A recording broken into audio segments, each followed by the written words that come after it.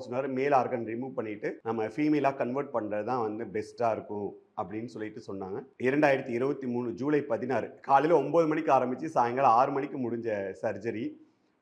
திரும்பி வருவனா அப்படின்ற கேள்விக்குறியோட அவ்வளோ நேரம் நடந்தது. ஏன்னா எனக்கு யுரித்ரா வந்து எல்லாருக்குமே ஒரு ரீஃபோல் சைஸில் தான் இருக்கும். ஆனால் யுரித்ரா வந்து எனக்கு ரொம்ப பெருசாக இருந்தது. ஸோ அது அப்புறம் அங்கே இருந்த காம்ப்ளிகேஷன் நிறையா இருந்தது. அது எல்லாம் சரி பண்ணி நான் வரத்துக்கு அவ்வளோ நேரம் ஆயிடுச்சு சர்ஜரி முடியறதுக்கு. 15 மணி நேரம் தொடர்ச்சியா சர்ஜரி. தொடர்ச்சியா இல்லை, எனக்கு எல்லாமே தெரிஞ்சிருச்சு. நான் ரொம்ப ப்ரிப்பேர்டாக இருந்தேன். இந்த சர்ஜரியில் அம்மா கிட்ட நான் ரொம்ப தெளிவாக ப்ரிப்பேர்டாக சொல்லிட்டேன். இந்த சர்ஜரியில் நான் திரும்பி வந்தால் நீ என்ன பண்ணணும், திரும்பி வரலன்னா என்ன பண்ணணும்.